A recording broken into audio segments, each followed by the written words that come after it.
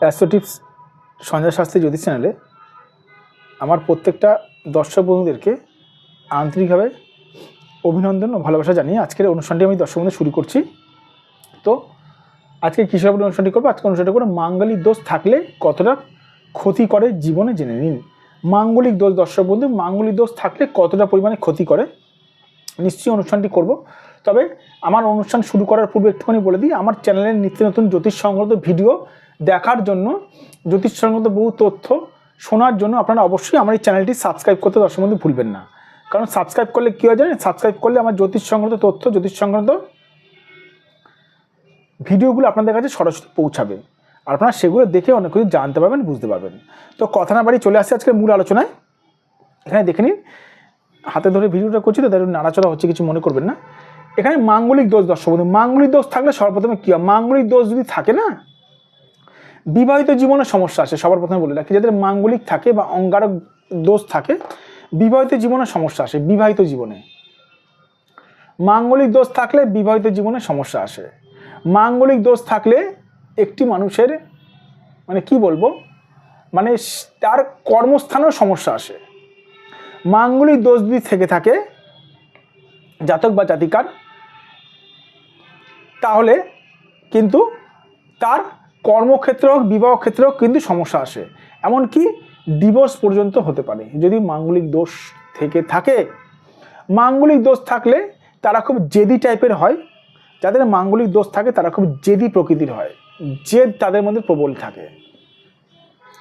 যাদের মাঙ্গলিক দোষ থাকে তারা কিন্তু জীবনে কিন্তু কোনো কাজ করতে গেলে না, তারা কিন্তু প্রচুর জেদের মধ্যে থেকে কাজটা করে থাকে। মাঙ্গলিক দোষ থাকলে বিবাহিত জীবনে প্রবল পরিমাণে সমস্যা আসতে পারে।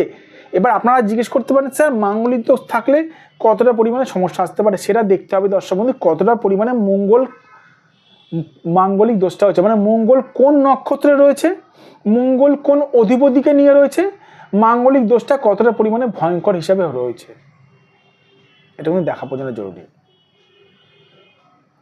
মাঙ্গলিক দোষ কোন নক্ষত্রে মঙ্গল বসে রয়েছে, আপনার জন্ম চার্ট বা লগ্ন চার্ট সাপেক্ষে মঙ্গল কোন ঘরের অধিপতি হিসাবে বসে রয়েছে, সেটা কিন্তু দেখার বিষয় কিন্তু রয়েছে।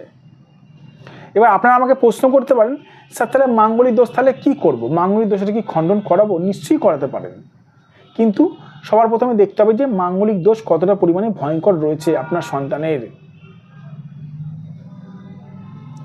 সেই জন্য সঠিক একজন জ্যোতিষ দ্বারা দর্শক বন্ধু মাঙ্গলিক দোষ কিন্তু বিচার করানো দরকার। যাদের মনে হচ্ছে মাঙ্গলিক দোষ রয়েছে, প্রচুর পরিমাণে মাঙ্গলিক দোষ রয়েছে, মাঙ্গলিক দোষের জন্য আপনার সন্তানের বিবাহ হচ্ছে না বা বিবাহিত জীবনে সমস্যা রয়েছে, যদি মনে হয় আপনারা আমার সঙ্গে যোগাযোগ করতে পারেন।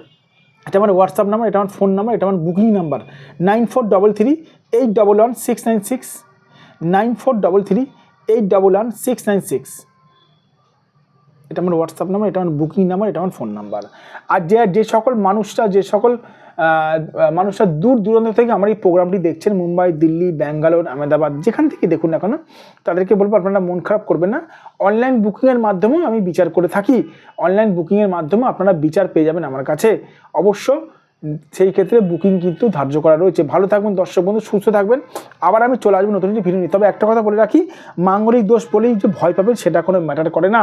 সেটা দেখতে হবে যে মাঙ্গলিক দোষ কতটা পরিমাণে ভয়ঙ্কর অবস্থায় রয়েছে, মাঙ্গলিক দোষের কতটা পরিমাণে ভয়ঙ্কর রয়েছে সেটা কিন্তু দেখার কিন্তু বিষয় রয়েছে প্রচণ্ড পরিমাণে। ভালো থাকবেন দর্শক বন্ধু, সুস্থ থাকবেন। আবার আমি চলে আসবো নতুন একটি ভিডিও নিয়ে আপনাদের কাছে।